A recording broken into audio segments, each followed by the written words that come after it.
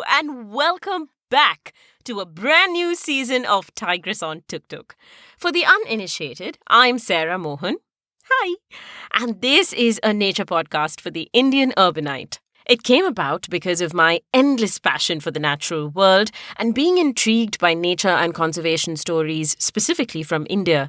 There really are so many amazing people doing such incredible work in this field in our country, and it doesn't get talked about enough, or in a way that it catches the attention of us city folk.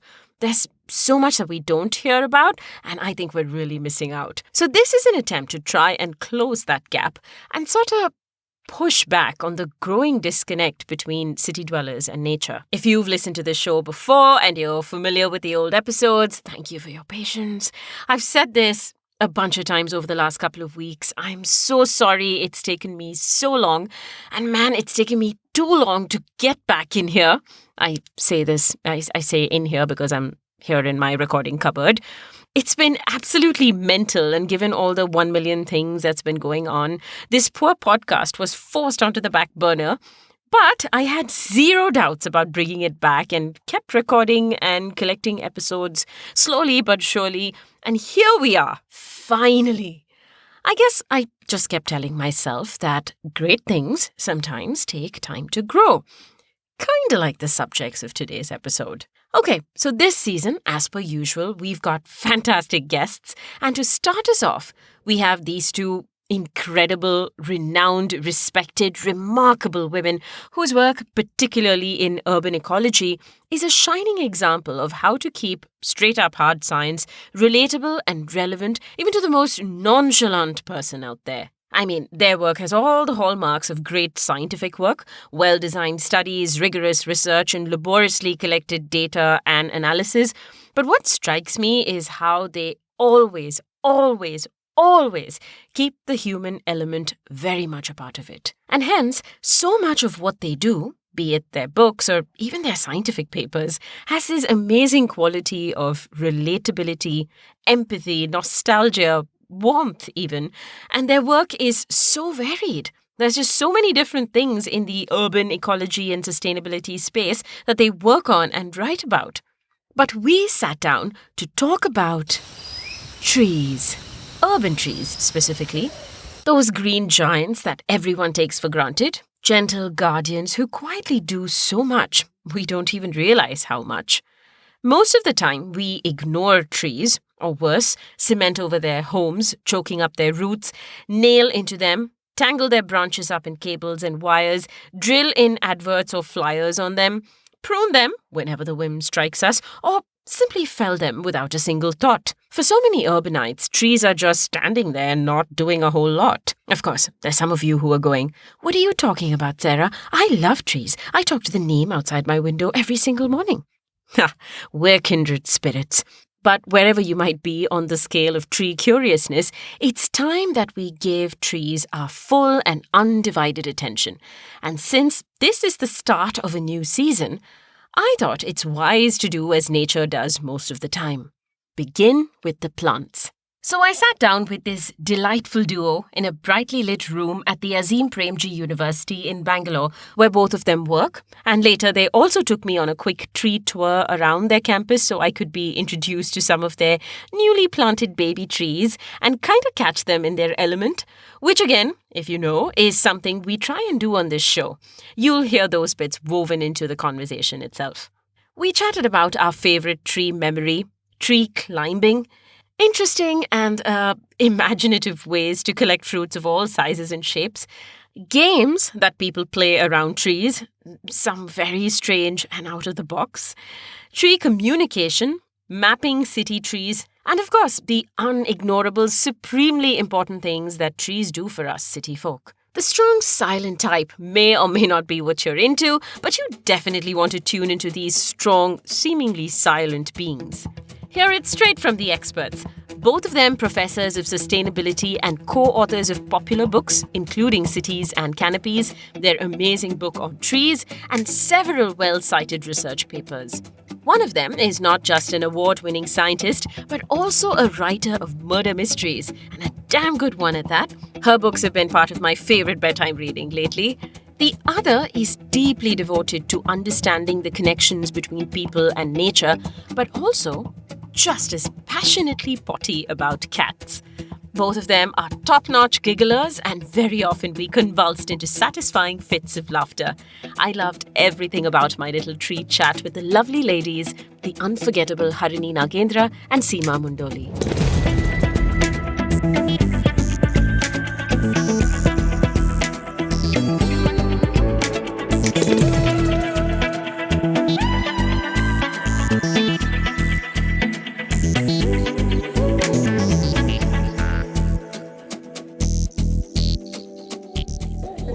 My name is Harini Nagendra and I've always only been known as Harini, strangely enough.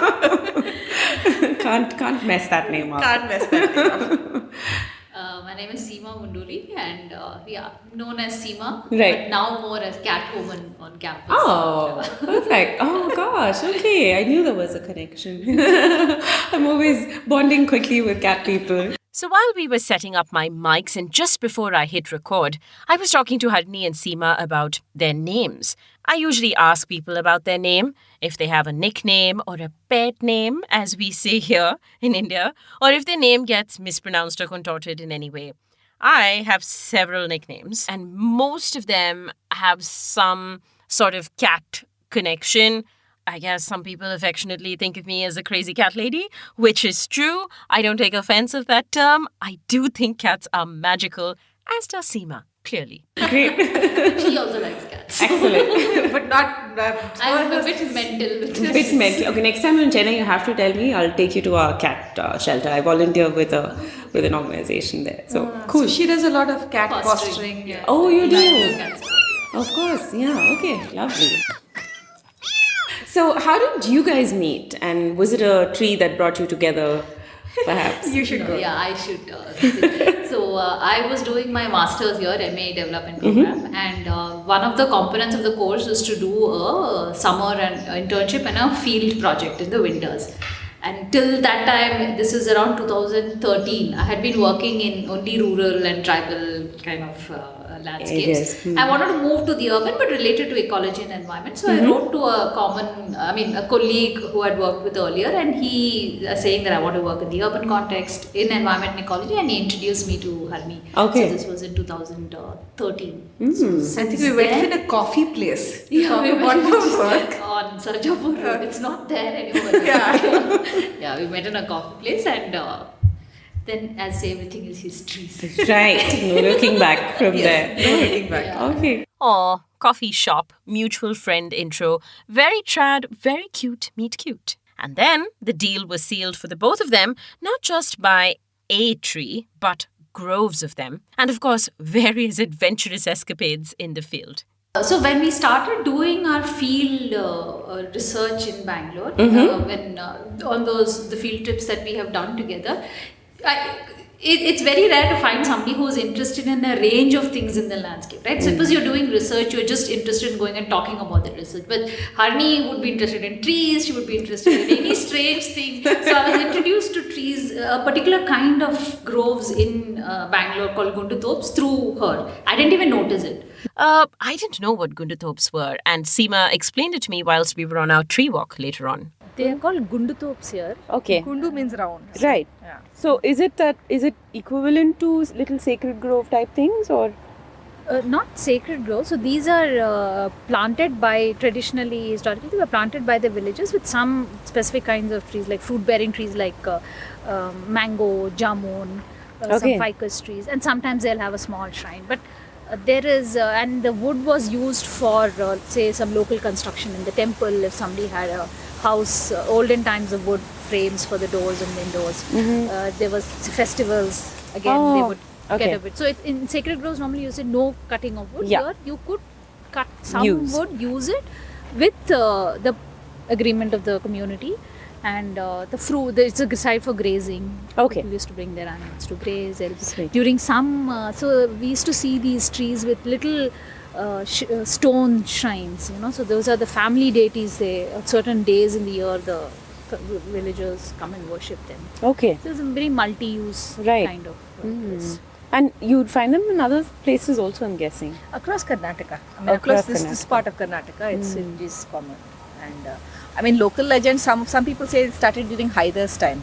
Okay. So apparently he connected a lot of local markets. That part is, I mean, recorded actually in. So they tried to connect these markets that were at maybe 2 days of bullock cart drive. So Haidar and Tipu were fighting with so many of the kings around, so they wanted to develop their own markets for cloth and silk and all of these other things that Karnataka produced or whatever Mysore region produced. And so they created these, but if you went every half a day or so, that's what they say, you needed a place for people to sleep in the afternoon, rest in the afternoon in the heat. And there you would have a top or something like that where they would rest and maybe drink some water, maybe eat a few fruits from that area and then travel again till nightfall. Nice. Okay. So, I mean, we don't know, but Right. that's what people say. So that is the first time I noticed. My work I wanted to do was on lakes, and these slopes, these groves are adjacent to lakes. I had never noticed it. So she was going to point it out, and that's when I realized, okay, here is somebody who's also looking. And every field trip, there would be some.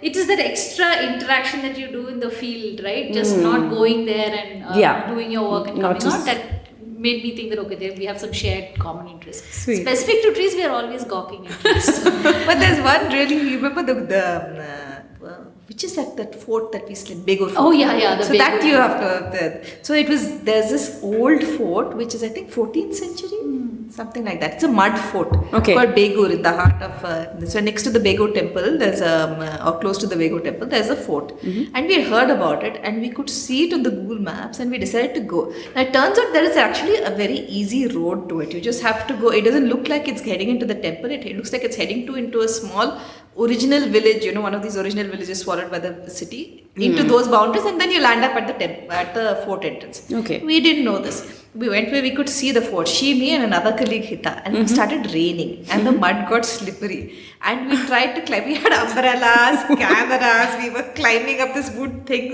with this mud thing, sliding down the side. Wow. And we tried desperately to get in because they said we are going to get in and photograph this fort. Why I don't know. It's raining. We could have gone back home, come back another day. Yeah, exactly. But we decided to do this mad thing with our umbrellas, our raincoats, our cameras. Wonderful. Slid got muddy, got wet. Did you make it? No, we didn't. Oh. And the next time we went back, we came back with somebody who knew the route and it was so ridiculously easy to get in. We felt like completely Very embarrassed, right? Yeah. Okay. We don't talk about it. Right. Well, thank you for revealing this important event in your lives. So, if you could both each tell me, like the earliest tree memory that you might have.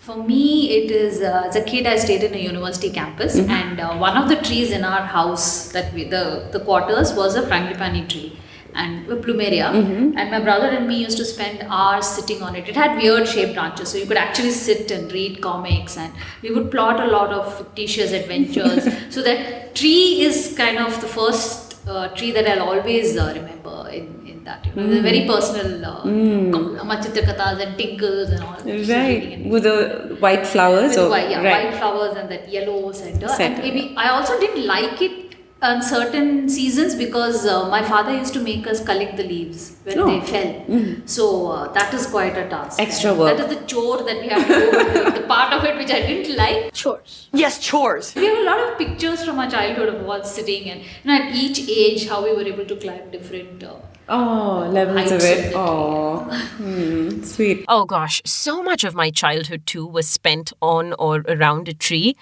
I think tree climbing captures a kid's imagination like nothing else because it's so liberating and transportive. I think kids these days are missing out big time, man. I looked it up and there have been studies done which show how things like tree climbing can improve memory and cognition. There's this one paper which compared tree climbing versus tower climbing, and when the results were measured, tree climbing was found to be far more beneficial for mental health and related aspects. So yeah, forget about that indoor climbing wall. Instead, go climb a tree. Oh, and one of the best trees to climb, at least for me when I was a kid, was this tamarind which grew in our back garden. It had all these gnarly nooks and convenient toe holes, and tamarinds happened to be what Harini and Seema had planted on the university campus against many odds with the exact same wish. This I fought for our landscapers. been wanted. They said you should have beautiful trees as soon as you come. I said tamarind is very beautiful. Oh, right. So finally, I managed to get a few tamarinds. It's amazing how landscapers world over, cities over, have this exact same very boring idea of what is beautiful. It's amazing how they pick up these trends and imbibe them and hold on to them. And And they just neat, clean. Oh, boring. Yeah, very boring. So anyway, once it comes up, I was thinking it'll be so nice for the students to come and hang out below a tamarind and maybe like pluck these things and Someone could Maybe throw they'll learn how stones. to climb. maybe they'll learn how to climb. A skill that we have lost.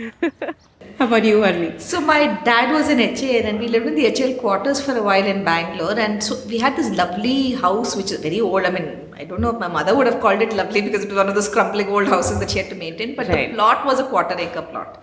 And so it had a lot of trees in the backyard, and I was probably 10, 11. So I used to just wander off into the backyard in the summer and spend my time there. And so then we had a fig tree, the eating the fig. So I used to climb that and then sit there with a book. Wow. And the only thing you had to watch out for were the monkeys, because obviously it was a fig tree and they would turn up. But it was full of squirrels and birds. It was a fig tree. It was really fabulous. Oh, wow. So I used to love that backyard. Amazing. Yeah. Sounds like a magical kind of place. I grew up in big, large, crumbly houses and large backyards as well. My dad was in the railways. So I know exactly what you're talking about. You know what? I miss living in those big old independent houses with a variety of trees in the garden. Enough of these high rises and skyscrapers. I always say I was meant for older, simpler times. Now when I think of it, that house, that small plot of land had possibly every kind of tree. We had coconut, we had a silk cotton tree. Actually. Oh, wow. And guava, drumstick, amla, mango, gooseberry, lime, everything in that plot. We also had, now I suddenly remembered, silk cotton was there because it used to come down and we never did anything with it though. We used to collect it. My dad used to collect it and put it in a storeroom. These old quarters, they have those dingy storerooms. Right. And when that guy would come, the cotton carder, we'd give it for fluffing the mattresses. But it is only when we started writing the book that all this kind of came back. We've forgotten about it. Regurgitated all of it, right? Yeah. We had a tamarind tree and my mother used to get very upset because the kids in front would come and throw stones to make it fall, and the stones would sometimes hit our house. Yeah. So she'd go and tell them, come in, Take what you want. Take the tamarind, don't throw stones. But it's much more fun to throw stones from the outside and then... we used to have these hostel, so it was a university campus, so the engineering students would come in the night wearing lungis, and we had those 2 coconut trees. We'd be all fast asleep. One of them would climb up. The lungi would be down, they'll throw the coconut into the lungi, and when that sound of the coconut, my dad would wake up. And then we run with the torch, and then they'll gather their lungis and the coconuts and dry. This was a common phenomenon. I don't know what's wrong with you young people. You think you just fell out of a coconut tree?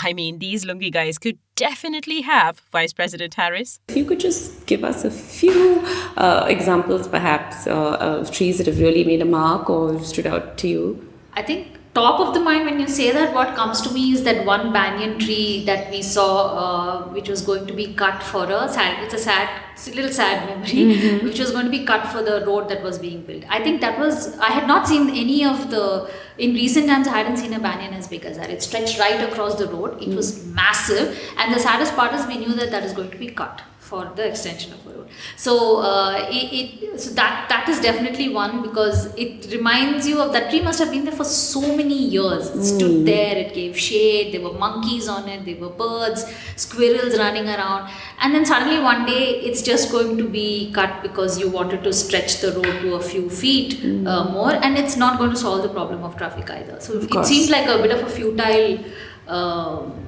exercise of road widening when the loss was so much more. Right. Yeah, so for me it would be another banyan. There's a lovely banyan very close actually on the road between the Sarjapur and Attibele, which is very close to where we are right now. And it has a banyan tree that the locals say are 300 to 350 years old. It's massive, it's huge. And there's a little temple which is inside, but they've also cleaned it up and put a few benches. In COVID times, it's become a little dirty because I think garbage came in. And otherwise, the village used to keep it very clean and very neat. In fact, they were very concerned when we went in. So my husband and I are in our 50s now, and we took our daughter who's a teenager, but they still wanted to know who we are and what our relationship to each other is. And then I'm very confused. Nobody's asked me that for a very long time. And then they explained later that they see a lot of younger people coming and drinking and making out on the benches, and it's a sacred spot for them. So they wanted to make sure in our 50s. You're not up to anything hanky-panky. Yeah, hanky-panky. But it's a place that they keep very close to them, and the highway was supposed to cut through that part, but they somehow, I don't know, negotiated with whoever authorities they had to negotiate with, and they left this tree alone because it was a sacred tree. So that to me is really special. And then my tree could be saved. If we could go through sort of some of the most important roles that trees do play to make our lives just so much better, and in building resilient cities, which I think everyone should be interested in right now, and how vital a role trees sort of are the bedrock of that step itself. If you could take us through a couple of those. We'll take you through a few, but then I think so many we'll leave out something. If you No, that's okay. Yeah, exactly. This is not like it's just a quick so let's list. think of cities. Let's start with shade, because I think cities are, first of all, there's global warming, but then the urban heat island effects are going to be very large add-on to that. So there are estimates that say Indian cities could be 6 to 8, maybe even 10 degrees hotter than they are now because of a combination of climate change and the local heat because of concrete. Right. Which means they're going to be unlivable. I mean, imagine any Indian city, especially North Indian cities. I think there was one in Rajasthan where the tar melted in 2017, right? Yeah. So, That was in Gujarat in 2016. People were getting stuck and losing their footwear to sticky molten tar. Real life, nightmarish version of the floor is lava. So think of that, it's unlivable if you have a city where the roads are impassable. So trees are going to keep your city cool. So that's, I think, one very important factor. Then the whole humidity. So there's very clear evidence now that climate change is a global modifier, but local weather is also modified by how much vegetation you have. And because you have so much heat, what you're leading to, not enough humidity, you're leading to these supercharged clouds and you get cloudbursts. And so really, if you have a lot of trees around your area, or you don't have a lot of trees around your area, your city is modifying its kind of micro rainfall events that it gets. Right. So we need trees for that. We also need trees because of floods, to counteract the floods. Because if it hits hard concrete and it hits the leaves of the trees, you kind of reduce the force with which it hits the concrete and it percolates a little slower. So, all kinds of microclimate, floods, drought, heat waves, all of those kinds of effects and air pollution.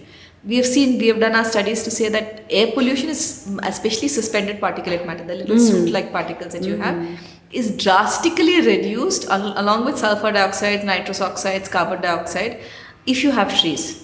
Because they really pick up a lot of these kinds of pollutants. So it really makes your local air healthier, not necessarily at a macro scale, but where you live. Right. So all of those effects. Trees provide innumerable ecosystem services. These are free benefits that nature gives to us, expecting nothing in return. Very hard to come by that sentiment usually. So trees, for example, give us things like clean air, better local weather conditions, healthier soil, better flood management and water table levels. Of course, things like fruit, firewood and other products, all absolutely for free, I'll emphasize. If we were to try and replace those ecosystem services with technology, AI or whatever, firstly, it may not even be possible, and even if we could replace some of them partially, it would cost us shit tons of money to do so. And I don't know, but do you see that making it into the union budget? So then there are, I'm sure you've noticed that there are or recorded areas in Bangalore which are ever so slightly or quite significantly better than others because they've got more trees. So they, in terms of temperature, yes, and in terms of pollution, yes. Okay. So yes, we have. What would be nice is to have many more studies. For instance, how does this vary? There's some research from Europe that says that humidity plus temperature makes an important effect on this. So sometimes they say, especially looking at temperate areas, that if you have a more humid city, then trees might not be that useful because they actually increase humidity and therefore increase your heat stress in your body and make you more vulnerable. Okay. Now, is this true for the tropics? We don't know. Or there's other research that tells you that if you have a tree next to an office building on the certain sides, the east side, for instance, to block the sun, one tree and two or two trees can reduce your air conditioning bill by 10 to 20%. Those models are very different because they may not work in our environments, right? So again, we have to think of what, I'm sure it would be higher in fact in India, but somebody needs to run those with me. Someone needs to have that technical capacity to run those. Okay. So there's a lot we don't know. And then the mental health effects, which I think we're getting very interested in, Seema, and especially post-COVID, we're seeing a lot of that. So things like clean air, yeah, okay, maybe we kind of register that because it's sciencey and commonsensical. But the mental health benefits of nature, especially trees, are perhaps most subtle to notice. There have been many, many studies that have looked at this, and in various urban settings, not just homes and residential neighborhoods, but in educational institutes, offices, and hospitals. A 2020 paper reviewed 201 studies on the physical and mental impacts of urban trees. They found that exposure to urban trees reduced things like stress, depression, and anxiety, but also facilitated restorative processes like immunity building. It's good to see science-backed information and really be able to quantify the value of trees, but it struck me how all this research out there simply validates something that we, at least in Indian culture, seem to have known from ancient times. Look at religious texts, private accounts of kings and scholars. They all unanimously say the same thing.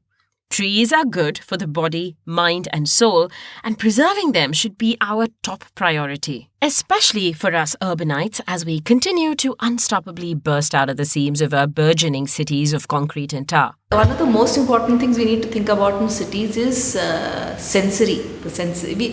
We are so absorbed, I think, in our daily lives, right? And in some sense, we have gadgets and they distract us. And so we're using our visual senses and it's hyperstimulation of the imagination.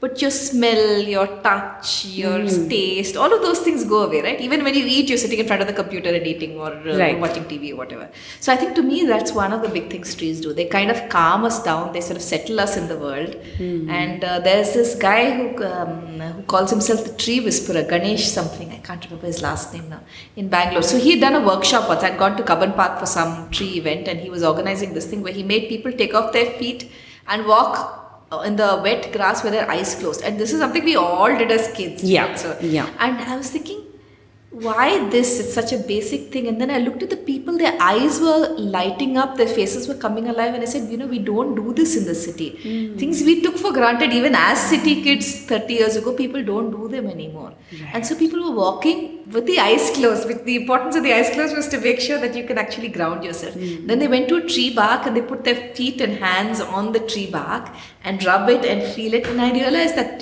so this is what I think is very important for me, just to ground ourselves. I mean, I think during COVID times, I was largely confined to my roof of my house and I used to walk there in the evenings. And just watching the birds of various kinds around all the trees that we have, the roads outside, made such a difference. Just mental health, sheerly just keeping me a sort of feeling that I could go through those few months was very important. So that's one thing. But on the larger front, as cities, I feel like, so we're already more than 50% of the world lives in cities. In India, it's going to be 50% in another 10-15 years. Which means, especially if you take India, we're a bottom-heavy demographic in the sense there are many more young people. So more than 50% of the world, of India's children are already going to be growing up in cities. Right? So what does this tell us? Those kids are going to be the future of this world, in terms of climate change or conservation or any action to protect the world and its environment. They are going to be at the forefront. If they've never seen nature, like you're saying, you look at a tree and you're not sure if it's living or not living, why would you protect nature?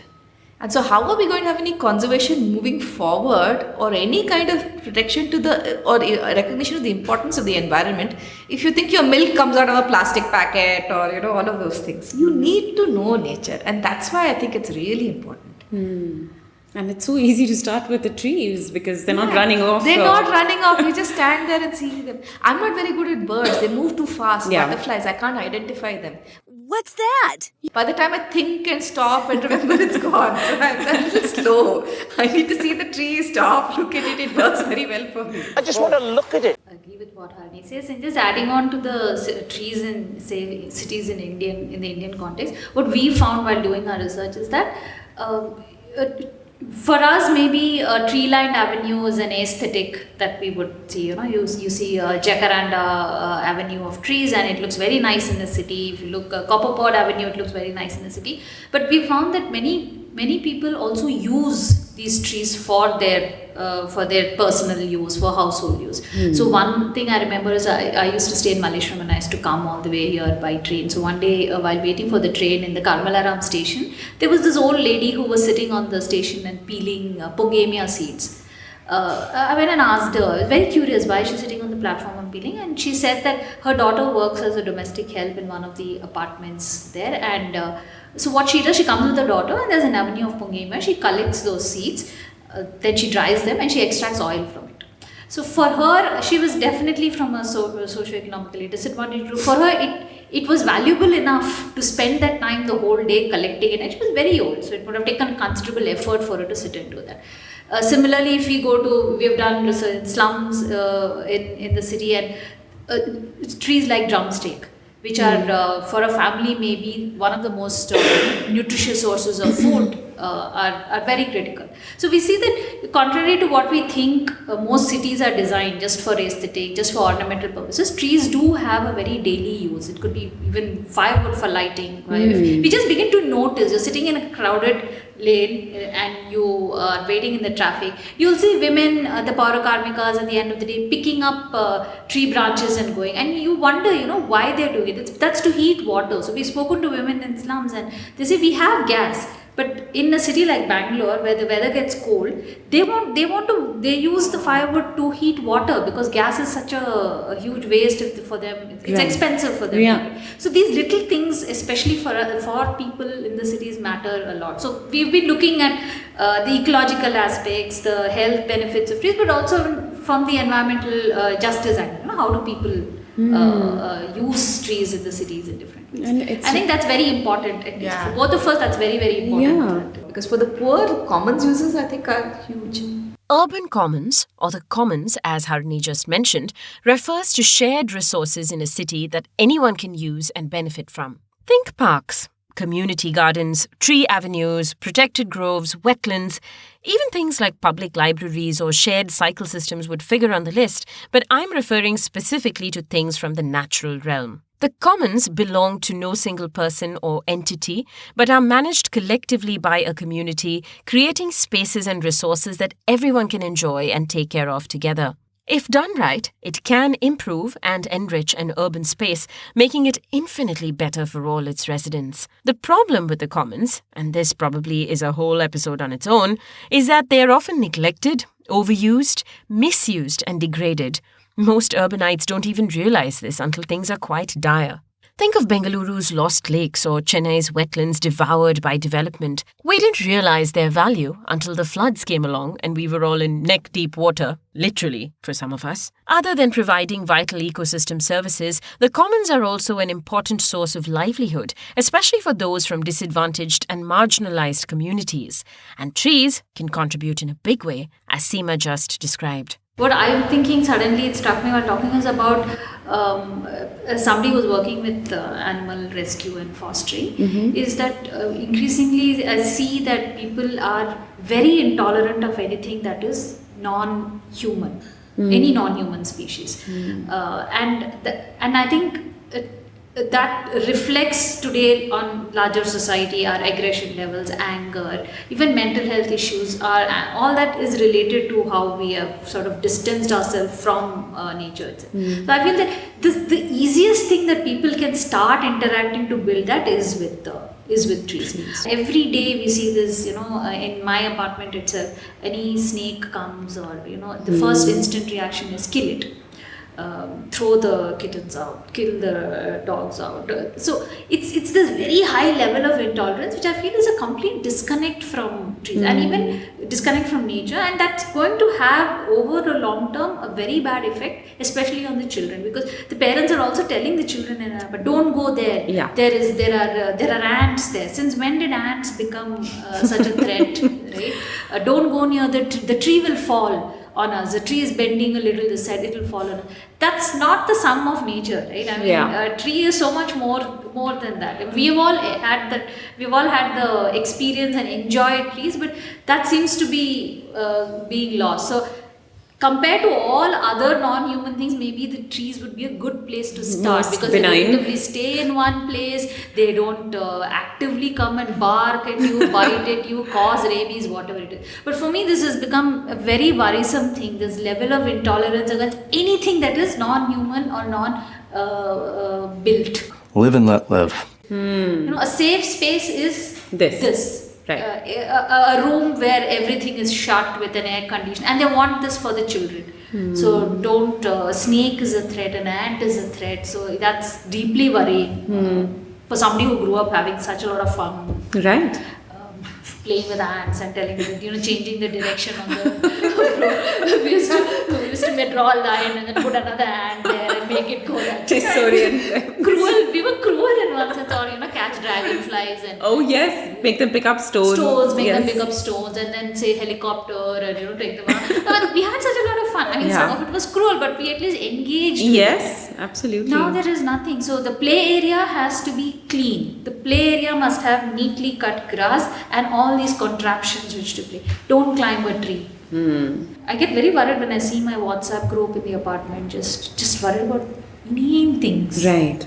So, this is, I don't think I told you this. We used to do this for a while after we did Cities and Canopies, was when we gave book talks, we would distribute these little cards to people and say, write your favorite memories. So one woman in one of the talks came up and gave me this card. I don't know if I told you this, Seema.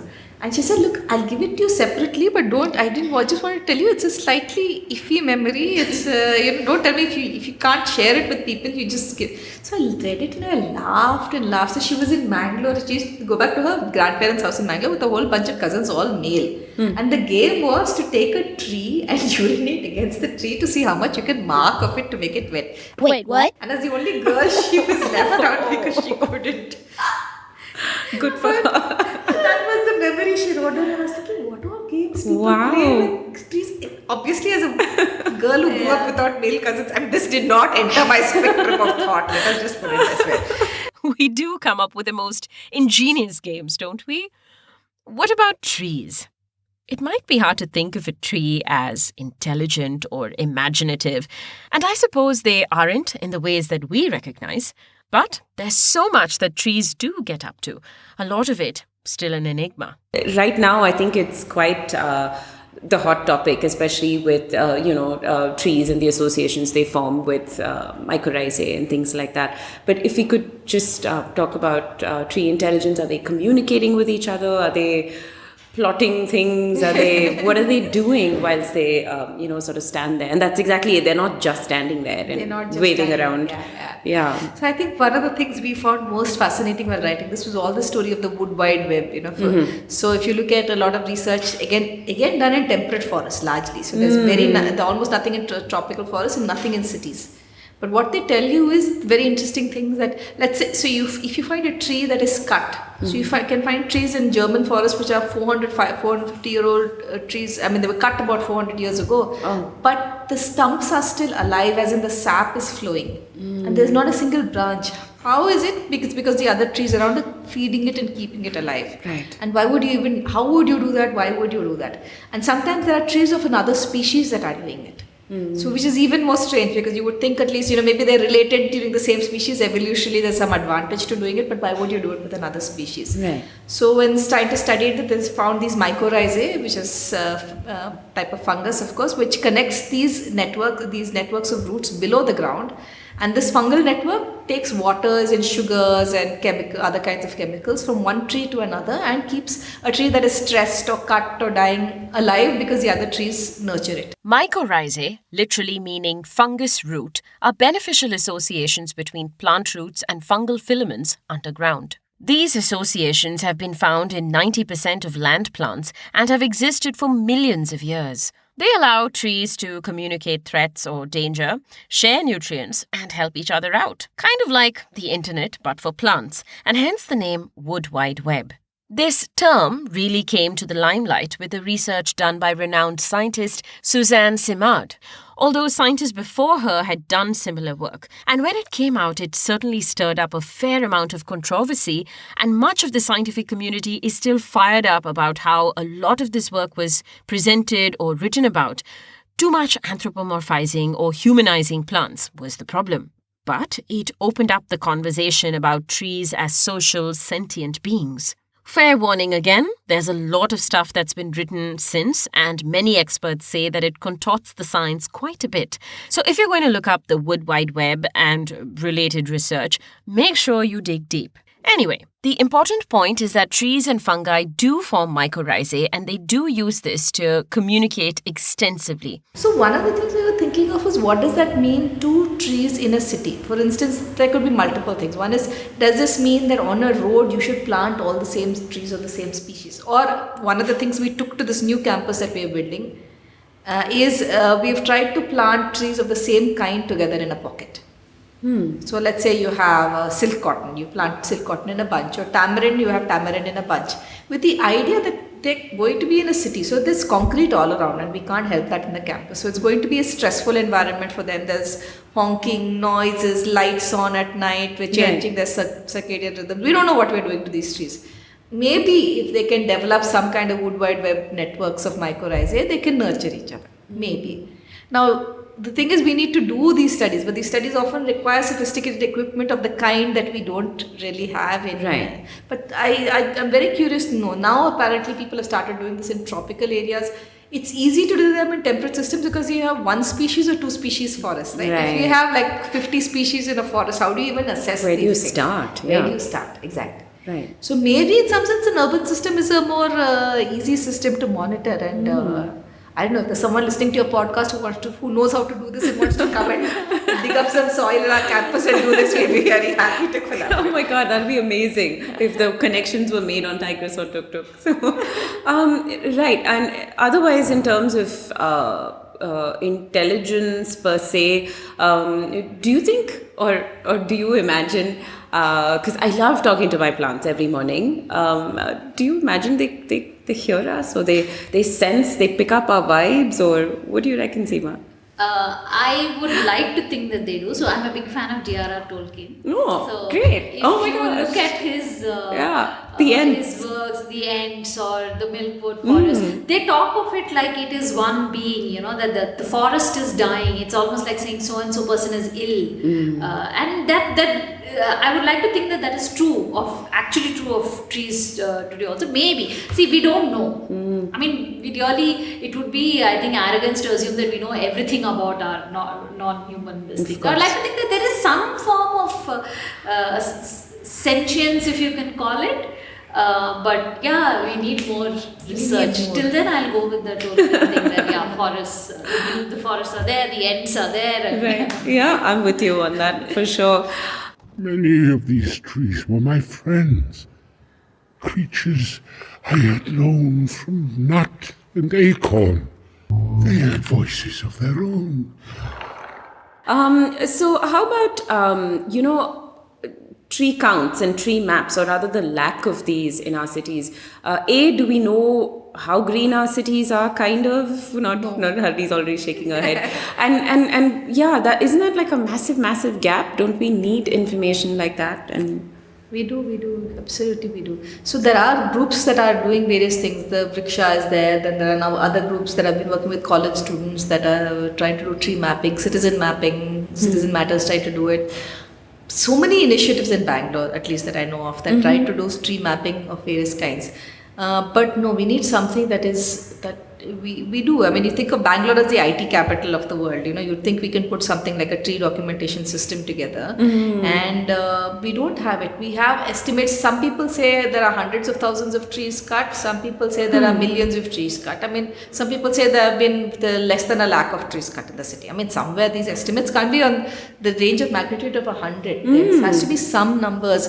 Seema and I have seen when we've done tree counts of, let's say there's an infrastructure project and the government says X number of trees are going to be cut for metro or over.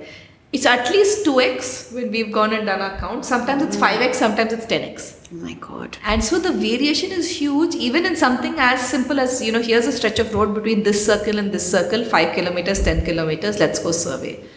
We don't have that kind of information. We don't know how old these trees are that we're cutting. We don't know how many are young trees. We don't know how many are diseased, dying. Trees being cut down without any planning. Oh my gosh, please indulge me as I rant. I remember this one stretch of road here in Chennai, right across from the Indian Institute of Technology in Adyar. I turned onto it one morning and thought I'd suddenly apparated to some sterile alien hellscape. Overnight, a whole bunch of trees had been, quote-unquote, pruned, more like amputated. It's like someone went out for a trim and the hairdresser talked them into a pixie cut. When people questioned the corporation, their response was, and literally this is what's in the newspaper report, I'm reading that, their response was, oh, we just meant to trim them, but the contractor got it wrong and cut way too much. It won't happen again. And that was that. So my city is currently under metro rail mayhem, and apparently about 2,910 trees have been cut down for this. That's the reported number, but like Harini said, it could be 2 times that or 5 times that or whatever. The officials claim that 46,200 saplings have been planted in their stead. Not that I can find any reports or press articles of where they've been planted. Some of the older trees were apparently transplanted elsewhere, and supposedly, according to the officials' report again from newspaper articles, they are doing well. But who knows? So yeah, no regulations, no rules. This is all very vague and ad hoc, and it really shouldn't be, because there are places in the world where this is done well. And you go to many of these places that they've had million tree, there are a lot of million tree campaigns in cities across the world. And like you go to New York City or LA or when they were doing their campaigns, they would have this nice website. You identify where you are, and then you can identify the spots on your road, because it's like a GIS map on Google Maps, which will tell you here are the gaps. And then you can say, I want to volunteer by either giving money or planting a tree or watering a tree or joining a neighborhood campaign or counting or surveying. I have my weekends free. It's so nice, to get people together and you can do that. We have nothing, and it all has to start with a tree map. But right now we have a big zero hole of knowledge. Gosh. So all this green cover, all that we hear are estimates based on like forested areas that they're counting? No. So they can take remote sensing images and you can look at it on top and you can see canopy cover. Okay. But you don't know what that canopy is. For instance, think of that large banyan tree that I was telling you about, any giant banyan tree that you know of. And think of eucalyptus trees, and you might have 100 eucalyptus in that area and you might have 1 banyan tree. So canopy is also inadequate. Numbers of trees are also inadequate, because you can count 1 banyan tree, but it's obviously going to be much more valuable to your city than 100 eucalyptus that covers the same kind of. So you really need everything together. You can't just have the remote sensing view. Google Maps apparently is supposed to be working on now some kind of an automated tree mapping of cities, where they can actually distinguish canopies. It's not a very easy technical task. We tried it using a lot of satellite image approaches, but what you need is something like the cloud computing power of Google and something like the data capacity of Google to get cities across the world. Okay. You can't do this based on one city because you just don't have enough information for the algorithm. But if we had that, I think that's what we need. Someone like Google or some big giant to come across and say, here are your maps. I don't think we can do this, city by city, expect people to develop these networks. Or like government agencies to do it judiciously. After a lot of fight now, Bangalore, the court has asked that a tree census has to be done, but it will never get done in this way. So they're supposed to count the number of trees, species and all that. But that is, at least in Bangalore, and many cities don't even have a tree act to protect the basic, there's no information about when trees are being cut. Right. Forget about the trees that are there. Yeah. People usually find out the night before when the tree is getting right. cut. In fact, that's just what's coming up. Not having this information, you're not armed with that kind of knowledge to then protect a tree or trees that are going to be brought down. So what can an urbanite do at the moment? How do you protect a tree or a couple of trees, or a neighbor wants to cut down something on the street? Is there much that we can do in our urban spaces? What sort of laws exist? Or so it will probably have to be done at different levels. Like there will be trees in my house that may actually pose a threat, or maybe it's causing some kind of inconvenience to the neighbor, that is something that we have to learn how to sort out. If leaves are falling, trim the tree, do that. But at a city level, there are some things that maybe Bangalore is, many citizens groups in Bangalore, like the Bangalore Environment Trust and all of these people have fought and got some rules laid out. So if the government is planning to cut any tree for road widening, now the rule is, as per the court order, is that they have to put up the details of the trees that are to be cut on the websites at least 3 months in advance, giving ample time for people to object, right? That basic thing is not there in most cities. Yeah. At the same time, there must also be we have crowd-based this portals where you can upload data of a tree. Suppose I see a tree, to contribute. How do you get people to contribute to tree mapping? So citizen science is one way of doing it. So citizen science, where everybody takes, like we would want our students, for example, to be able to over the years map all the trees in this Sarjapur area. So then we have the database that is put up there. And later, if they're proposing to widen, say, this road, then we can say that, look, these are the trees, there were these jamun trees, these are there, so that information is there. Possibly that is the only way to do it. So it could be an effort that neighborhoods take up, it could be an effort that schools can take up. Definitely at the ward level, this is something that you should demand from the councillors, that you do at every ward, have a map of the trees. It's something that the community will have to do, because finally, to protect the trees, the community has to be the eyes on the street. So if they are protecting the trees, they will be more invested in ensuring that they are not cut. Right. So you have to work towards that kind of a model. But we need that information. So we need to know where trees are, what trees are. That also has to be done with citizen involvement. Right. And when government is planting, you're thinking, anybody is thinking of planting trees, ask the people around, what is the tree you want? I may not want a particular kind of tree, I may want a particular kind of tree. Some people will say, I want neem because it has so many medicinal effects. Then ensure that that is planted. And this was done by foresters who did Bangalore's greening in the 90s. They actually, one of the reasons that they were able to have more survival rates is also because they went and asked people, that in addition to the tree guards and all, what is the kind of tree you want? Right? Maybe somebody's house you don't want to plant a banyan next to somebody's house, the root structure will. Plant some tree, ask them what would you like, and plant that. So it has to be a mix of many things, from house to neighborhood to the city level.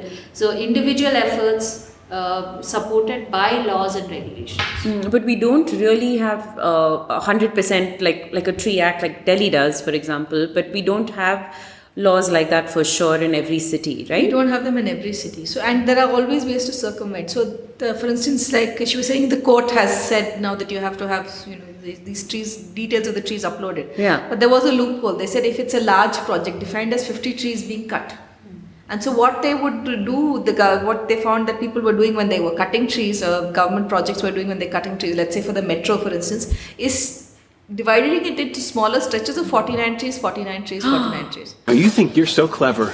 So then you don't need to give the notification. It's actually a continuous stretch, but if you divide it into these different notifications, you find a way. So then Bangalore Environment Trust went back to court saying you can't do this. And now the court has given another ruling, So these things go on. It is crazy.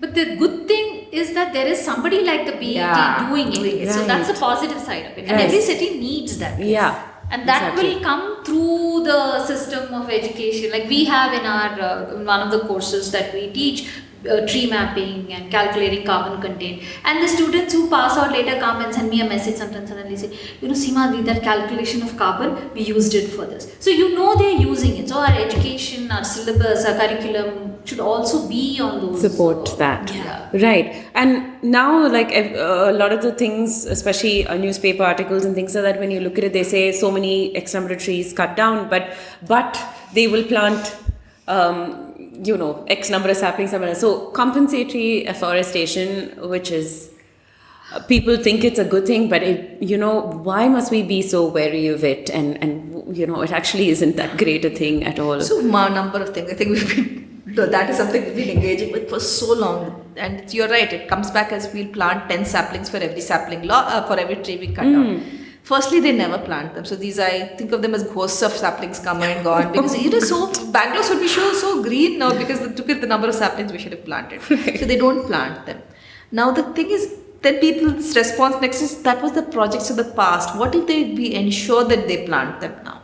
So if you do that, what is the success rate? If in a city today, if you plant 10 saplings, your survival rates are somewhere between 10 to 30% at best, maybe even lower. Okay. The second is, where do you plant them? You can't plant them on the street you cut them from, because you widened that with no space. So you plant them in some distant part of the city, maybe even outside the city. Now that helps somebody else. The benefits that these trees give are often so local, right? Your shade or pollution control or mental health benefits or physical benefits. It's all going to be local, or livelihood benefits. So what's the point of, let's say I live in Banashankari. I've lost all my trees and you're planting them somewhere near the airport in Yelahanka. It really is of no use to me.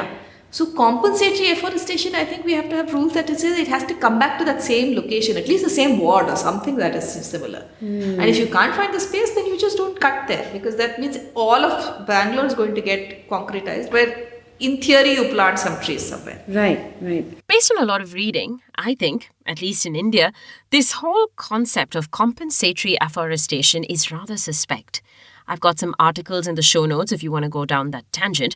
But hey, don't just blindly buy the whole X number of trees will be planted for the magnificent statuesque beauties that are being axed down your street. It's like how, say, there's this amazing ice cream place down the road from you, okay?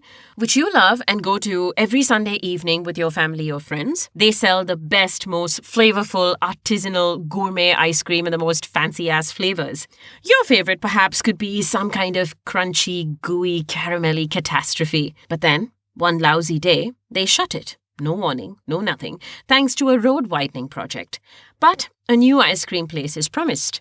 You're excited. At least there's a replacement. You wait patiently, and a few weeks later you hear that one has opened 7 kilometers from your place. Ugh. But you want to check it out. Resigned to your fate, you decide to make the trek, drive through crazy traffic, all the while ignoring the ball of mounting regret for not having it delivered home. You arrive, you clap your eyes on the signboard, and your heart is broken. There stands a run-of-the-mill commercial ice cream place with its 5 mass-produced flavors lacking any kind of depth, texture, or velveteen unctuousness. It's sweet, eye-wateringly so, as if they distilled the essence of a candy store and churned it with low-fat cream. Ugh, have I made you sad about your below-average ice cream? I'm sad about your below-average ice cream. Well, that's what you're probably getting if you've been compensated with new trees for old ones. What should one plant if one has the rare opportunity of putting a tree somewhere in a city? This is my stand, and this is what we have written in the book as well, that when we look, as long as a tree is not invasive, right? Native, exotic, that's fine. I mean, it's nice for a city to have a tree-lined avenue with flowers. I love it too. Yeah. We really love it, even if whether it is non-native or whatever. Avenue trees are those stately, majestic-looking ones, kind of symmetrically planted on either side of most city roads, especially the main arterial ones. It's a hand-me-down method of planting from the British, I think, that's now become part and parcel of urban planning. Most of these trees are great for shade.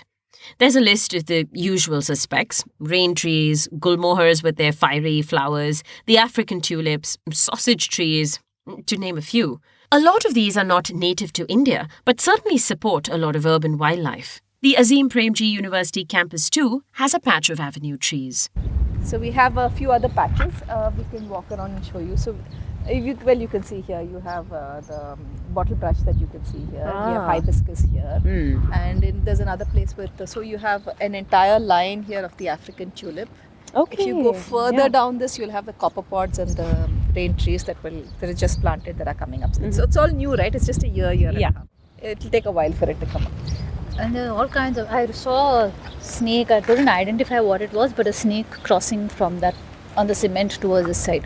So though it looks very concrete and all, there is still a lot of biodiversity. And once all these things come up, you're obviously replacing some amount of the pockets of green as well for them to.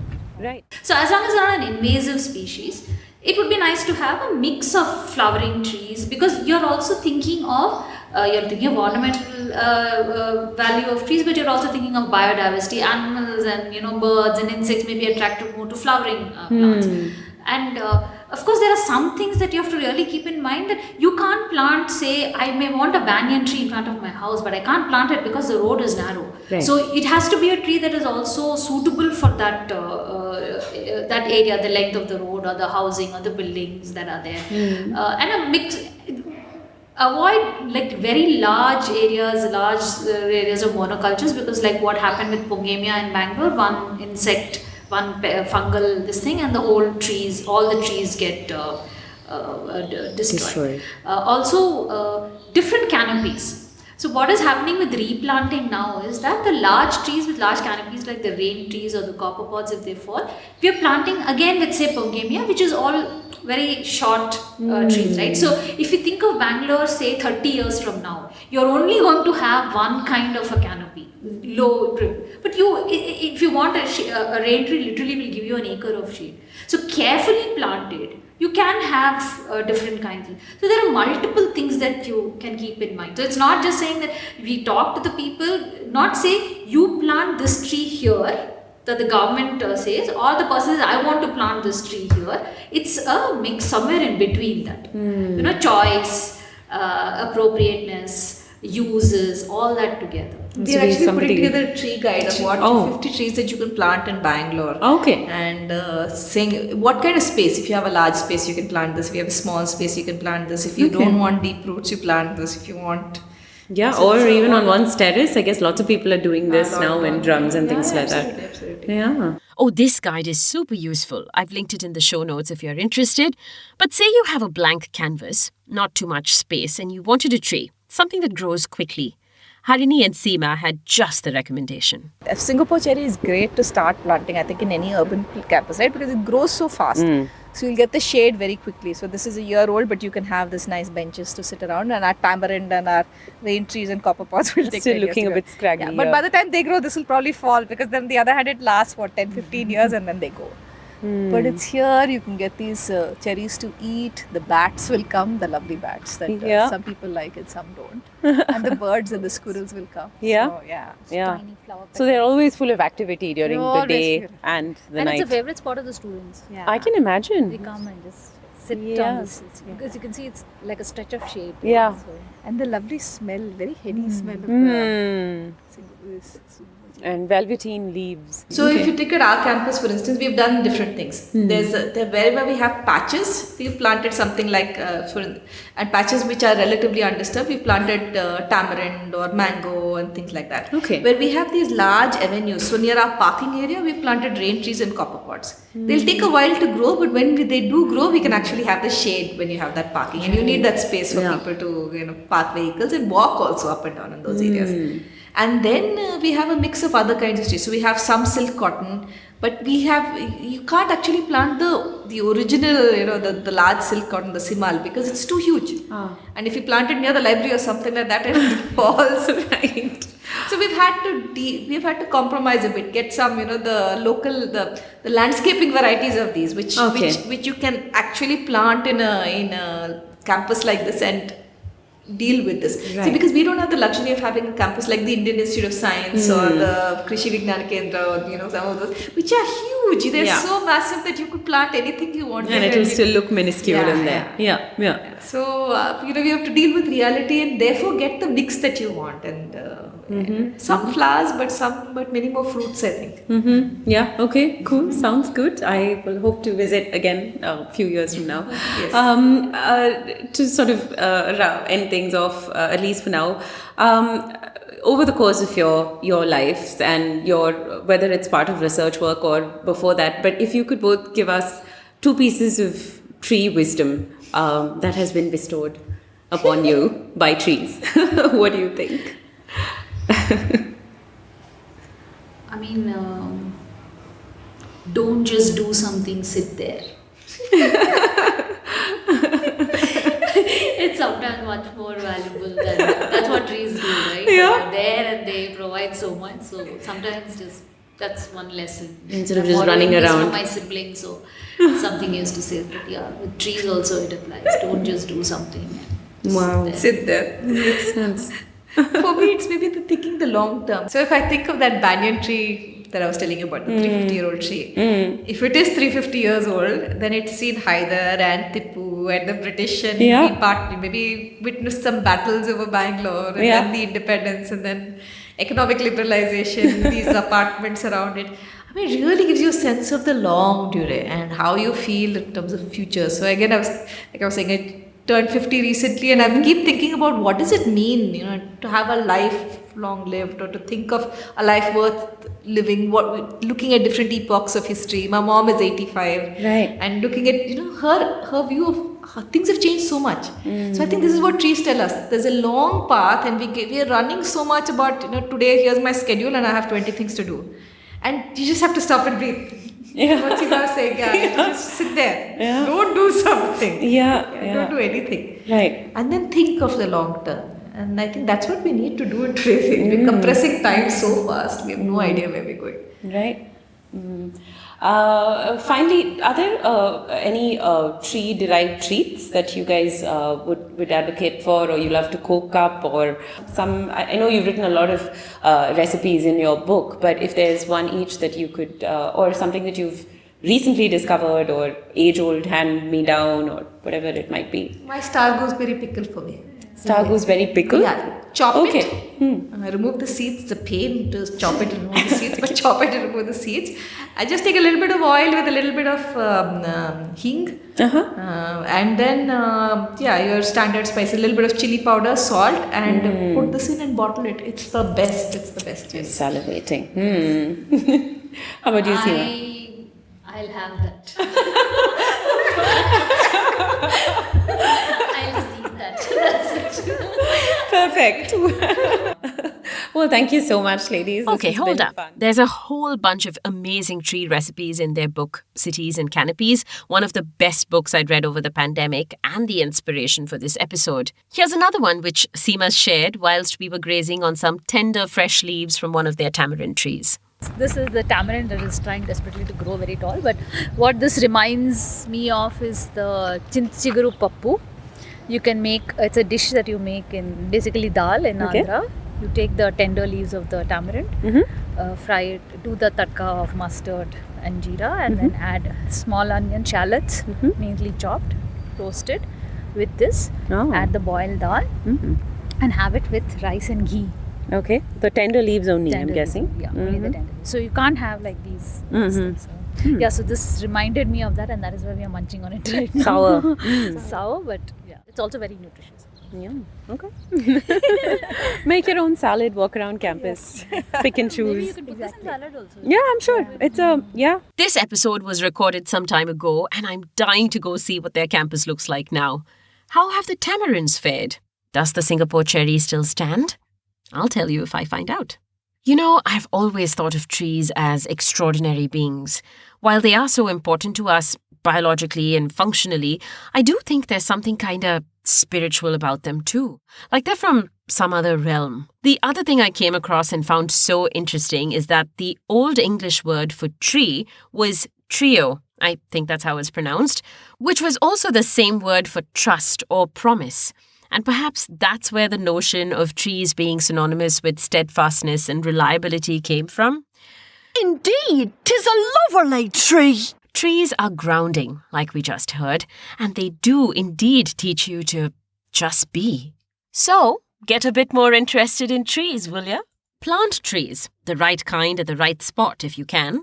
Volunteer with folks that work with trees in urban areas. Use them as landmarks. I do this all the time. Take the left under the sausage tree and walk past the cannonball tree and through the gate right by the neem. If that's too random, just go sit under one. Shoot the breeze, have a chat, drink a coffee or a glass of wine, relax. Think of it as calling on a friend or colleague on another floor and getting all the latest gossip about what's been going on at the office. I hope you enjoyed this tremendously. Okay. Make sure you spread the word about this podcast. That would really, really, really be great. I'm on Instagram at Tigress on Tuk-tuk. All of these episodes and promos are also uploaded on YouTube, so you could share those if that's more convenient. But yeah, I will catch you very, very soon. And in the meantime, I hope you become BFFs with a tree. Bye-bye.